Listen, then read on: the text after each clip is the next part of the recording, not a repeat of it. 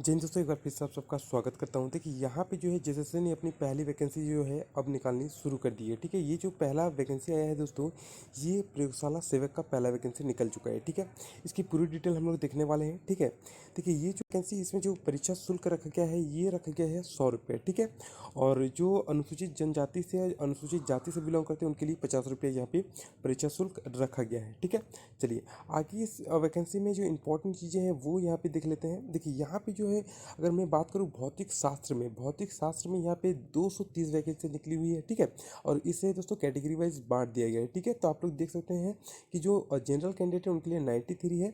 अनुसूचित जनजाति के लिए यहाँ पे कितनी सीटें हैं, तो 60 सीटें हैं। अनुसूचित जाति के लिए 23 सीटें हैं। ठीक है, अत्यंत पिछड़ा वर्ग के लिए 18 सीटें हैं। पिछड़ा वर्ग के लिए यहाँ पे कितनी है, 14 सीटें हैं।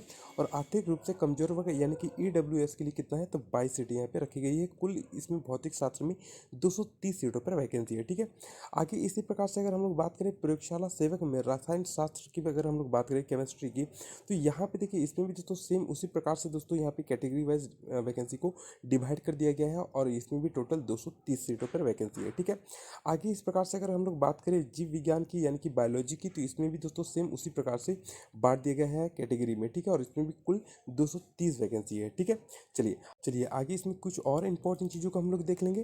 देखिए यहाँ पे जो ये वैकेंसी निकली है, जिसमें भौतिक शास्त्र, रसायन शास्त्र और जीव विज्ञान की बात करें, तो इसमें जो पे स्केल आप लोग का रहने वाला है वो 35,400 से लेकर कितना रहने वाला है, 1,12,400 के बीच में रहने वाला है। ठीक है, और इसमें दोस्तों साफ तौर पे ये कहा गया है कि आप लोग का जो ये कैटेगरी है, ठीक है, ये जो आप लोग का जिस भी सब्जेक्ट में आपको ये वैकेंसी आप लोग भरिएगा, उसमें मिनिमम 50% अंक रहना आपका अनिवार्य रखा गया है। ठीक है, ये जनरल कैंडिडेट के लिए है, ओबीसी के लिए। ठीक है, जो अनुसूचित जाति, अनुसूचित जनजाति से और निःशक्त जो आरक्षियाँ रहने वाली हैं, उनके लिए दोस्तों 45% यहाँ पे रखा गया है। ठीक है, मिनिमम 45% आपका अंक जो भी सब्जेक्ट आप लोग चुनिएगा उसमें आपका रहना चाहिए। ठीक है, चलिए इसके बाद दोस्तों यहाँ पे अगर न्यूनतम शैक्षणिक योग्यता की हम लोग बात करें, तो देखिए जो भी आप लोग यहाँ पे जो 3 सब्जेक्ट है, ठीक है, फिजिक्स, केमिस्ट्री और बायोलॉजी, इसमें जो जनरल कैंडिडेट है उनमें किन्हीं भी 2 विषयों में, ठीक है, मिनिमम 50% अंक होना चाहिए। ठीक है, और वहीं अगर आप लोग SC ST हैं तो आपको मिनिमम 45% अंक होना चाहिए किन्हीं भी 2 विषयों में। ठीक है, चलिए इसके बाद दोस्तों यहाँ पे अगर हम लोग उम्र सीमा की बात करें, तो न्यूनतम उम्र सीमा रखा गया है 21 वर्ष, यानी कि 21 वर्ष है आपका, तो आप जो इस वैकेंसी को भर सकते हैं। ठीक है, इसके बाद जनरल की बात करें तो यहाँ पे रखा गया है दोस्तों 35 वर्ष। ठीक है, उसके बाद ओबीसी की बात करें तो यहाँ पे 37 वर्ष रखा गया है। ईडब्ल्यूएस की अगर हम लोग बात करें तो 38 वर्ष यहाँ पे रखा गया है, और SC और ST के लिए यहाँ पे 40 वर्ष रखा गया है। ठीक है, चलिए और कुछ इंपॉर्टेंट चीज़ों के ऊपर हम लोग यहाँ पे ध्यान आपका आकर्षित करते हैं। ठीक है, कि देखिए जो आरक्षण से रिलेटेड है, कि जो भी आप लोग आरक्षण का दावा करेंगे उससे संबंधित जो है आप लोग को जो है सर्टिफिकेट देना पड़ेगा, आपका स्थानीय निवासी प्रमाण पत्र देना पड़ेगा।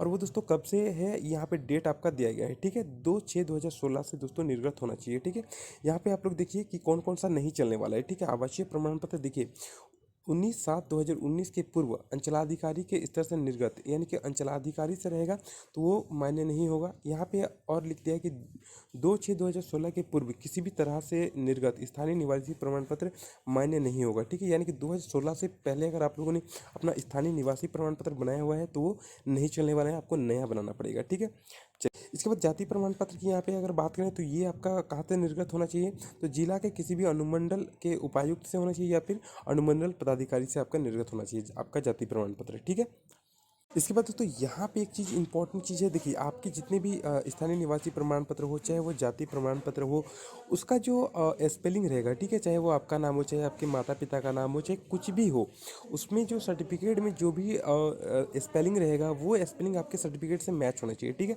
अगर वो स्पेलिंग से मैच नहीं होता है तो वो प्रमाण पत्र जो है मान्य नहीं होंगे। तो इस चीज़ का ध्यान रखिएगा, अगर आपका गलत अभी है तो उस चीज़ को सुधार लीजिएगा आप लोग। ठीक है, इसके बाद दोस्तों यहाँ पे अगर हम लोग बात करें, ये वैकेंसी जो आप लोग 5 अप्रैल से भरना शुरू हो जाएगा। 5 अप्रैल से आप लोग इस फॉर्म को भर सकते हैं। ठीक है, और 4 मई तक चलने वाला है। ठीक है, 4 मई तक आप लोग आराम से भर सकते हैं।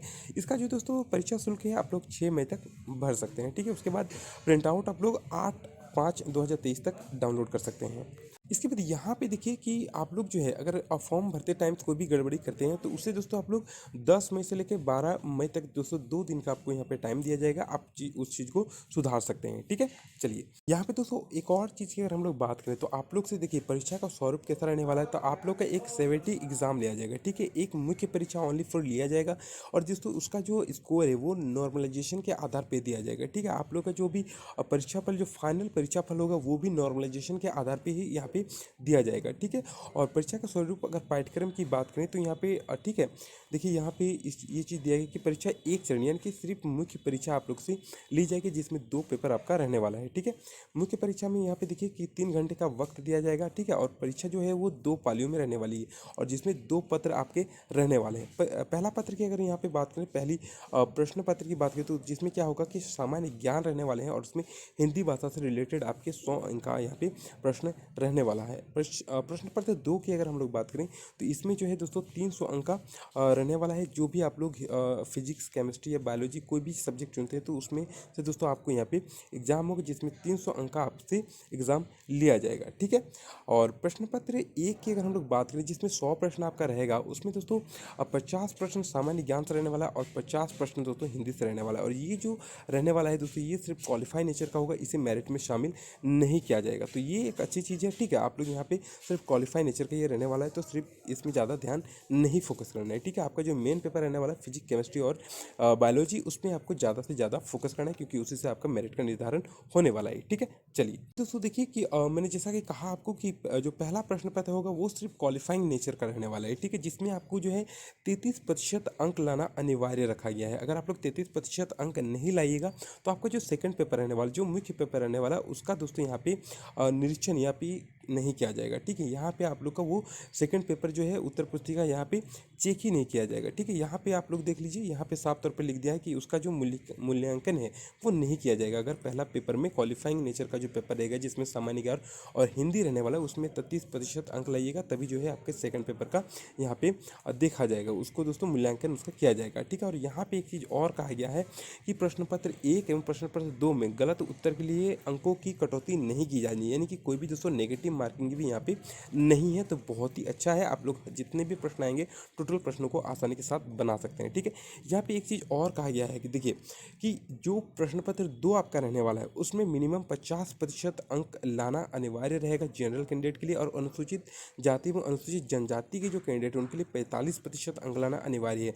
तभी जो है आप लोग का यहाँ पे मेरिट के लिए ये जो है शामिल आप लोग हो पाइएगा। ठीक है, जब मेरिट आप लोग एग्जाम दे लीजिएगा और आपके अगर इतने अंक नहीं आएंगे सेकंड पेपर में तो आपको जो है मेरिट में शामिल नहीं किया जाएगा। ठीक है, इतने अंक होंगे तभी जो है आपको मेरिट में शामिल किया जाएगा। ठीक है, चलिए इसके बाद दोस्तों अगर यहाँ पे हम लोग बात करें भौतिक शास्त्र की यानी कि फिजिक्स की बात करें तो जिसमें दोस्तों 150 प्रश्न भौतिक विषय से रहने वाले हैं। इसके बाद केमिस्ट्री की बात करें तो केमिस्ट्री में यहाँ पे आपके 150 प्रश्न रहने वाले हैं और जो जीव विज्ञान है इसमें 75 करके 2 भाग में डिवाइड रहने वाले हैं। एक तो 75 प्रश्न रहने वाले जो वनस्पति शास्त्र से रहने वाले हैं और 75 प्रश्न जंतु शास्त्र आपके रहने वाले हैं। ठीक है, मुख्य परीक्षा का पाठ्यक्रम किस प्रकार का होगा वो यहाँ पे आगे दिया हुआ है, तो आप लोग देख लीजिए कि हिंदी से अनुच्छेद से आधारित 25 प्रश्न रहने वाले, हिंदी व्याकरण से आधारित 25 प्रश्न, यानी हिंदी से आपके 50 प्रश्न कंप्लीट हो गए हैं। ठीक है, इसके बाद दोस्तों क्या था कि सामान्य ज्ञान, ठीक है, सामान्य ज्ञान से रिलेटेड 50 प्रश्न आपसे पूछे जाएंगे। ठीक है, जिसमें क्या क्या आएंगे यहाँ पे पूरा सिलेबस दिया हुआ है, आप लोग यहाँ से आसानी के साथ देख सकते हैं। ठीक है,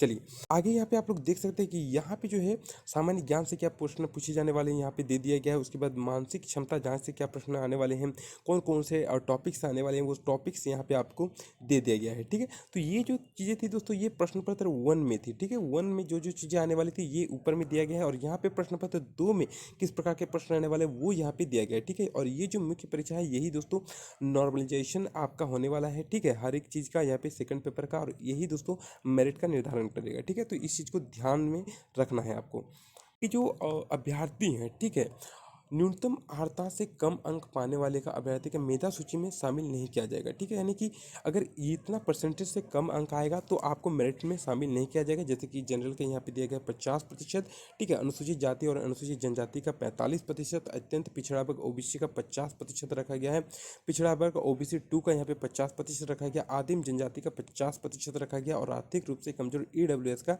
जो कि 50% यहाँ पे रखा गया है। अगर इतने प्रतिशत से कम अंक आप लोग लाते हैं तो आपका मेरिट का जो है आपको मेरिट में शामिल नहीं किया जाएगा। ठीक है, चलिए इसके बाद दोस्तों यहाँ पे अगर एडमिट कार्ड की बात करें कि आप लोग जब फॉर्म भरिएगा उसके बाद एडमिट कब आएगा, तो ये दोस्तों वेबसाइट पे दे दिया जाएगा। ठीक है, जब भी वेबसाइट पे आएगा तो मैं आपको यहाँ पे बता दूंगा। तो ये थी दोस्तों पूरा फॉर्म जिसका पूरी डिटेल मैंने दोस्तों यहाँ पे आपको बता दिया है कि कब से ये फॉर्म शुरू होने वाला है। तो ये दोस्तों 5 अप्रैल से शुरू हो जाएगा और 4 मई तक चलने वाला है। ठीक है, तो आप लोग जितनी भी जल्दी हो सके इस फॉर्म को भर दीजिएगा। ठीक है, क्योंकि लेट करने से क्या होता है कि सर्वर डाउन हो जाता है, जहाँ पे दोस्तों आपका फॉर्म नहीं भर पाते हैं आप लोग, और फॉर्म भी भरते हैं तो चालान नहीं कट पाता है। ठीक है, तो इसलिए जितनी जल्दी हो सके फॉर्म को अप्लाई करिएगा। दोस्तों वीडियो पसंद आए तो एक लाइक कर दीजिएगा। आज के लिए इतना ही। जय हिंद, जय भारत।